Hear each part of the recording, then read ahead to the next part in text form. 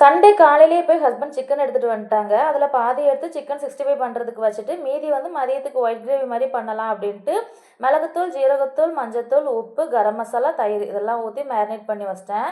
அப்புறம் ஜீரகத்தூளும் மிளகுத்தூளும் காலி ஆகிட்டுன்ட்டு அதையும் தெரிச்சு எடுத்து ரீஃபில் பண்ணி வச்சிட்டேன்.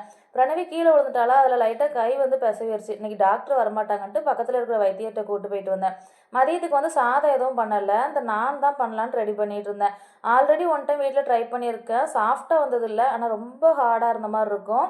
இந்த டைம் ட்ரை பண்ணலாம் அப்படின்ட்டு தான் அந்த ஒயிட் கிரேவி வந்து சூஸ் பண்ணேன். அந்த கிரேவி பண்ணுறது ரொம்ப சிம்பிள். 2 பெரிய வெங்காயம், அப்புறம் 4 பச்சை மிளகாய் மட்டும் வதக்கிட்டு, ஒரு 10-15 முந்திரி போட்டு வதக்கி ஆற வச்சுட்டேன். சிக்கன் 65 வந்து நாளைக்கு பண்ணலான்னா மீதி சிக்கனை தனியாக எடுத்து வச்சுருந்தேன். ஆனால் ஹஸ்பண்ட் இன்றைக்கே வேணும்னு சொல்லி கேட்டாங்களா, அதனால் அதையும் பொடியெல்லாம் போட்டு விரவி எடுத்து ஊற வச்சுட்டு, இந்த கிரேவிக்கு அரைச்சி வச்சதும் நல்லா ஆறிடுச்சு. அதையும் பேஸ்ட் பண்ணி எடுத்து 2 ஸ்பூன் பட்டர் போட்டு 4 மிளகு, 2 கிராம்பு, 2 ஏலக்காய், இஞ்சி பூண்டு பேஸ்ட் போட்டு நல்லா வதக்கிட்டு, இந்த அரைச்சி வச்ச பேஸ்ட்டையும் ஒன்றா சேர்த்துட்டு மஞ்சத்தூள், மிளகுத்தூள், மல்லித்தூள், கரம் மசாலா, ஜீரகத்தூள், உப்பு இதெல்லாம் போட்டு நல்லா மிக்ஸ் பண்ணி விட்டுட்டு, நம்ம மேரினேட் பண்ணி வச்ச சிக்கனையும் உள்ளே சேர்த்து நல்லா மிக்ஸ் பண்ணி மூடி போட்டு நல்லா வேக வச்சிட வேண்டியதான்.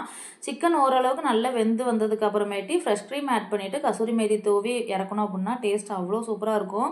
அப்படி நம்ம ரெஸ்டாரண்ட்லாம் சாப்பிடுவோம்ல அதே மாதிரி இருக்கும். நான் பண்ணுற கொடுமை தான் பெரிய கொடுமையாக இருந்துச்சு. நானும் மாவில் 2 சைடு தண்ணிலாம் அப்ளை பண்ணி தோசைகளில் ஒட்டி பார்த்தேன். அது வலிக்கிட்டு வந்துட்டு இது சரிப்பட்டு வராது அப்படின்ட்டு 2 சைடு பரட்டியே எடுத்து போட்டேன். ஃபஸ்ட்டு போட்டு எடுத்ததுக்கு அப்புறமே நல்லா சாஃப்டாக தான் இருந்துச்சு. ஆனால் நேரம் ஆக ஆக ரொம்ப ஹார்டாக ஆரம்பிச்சிருச்சு.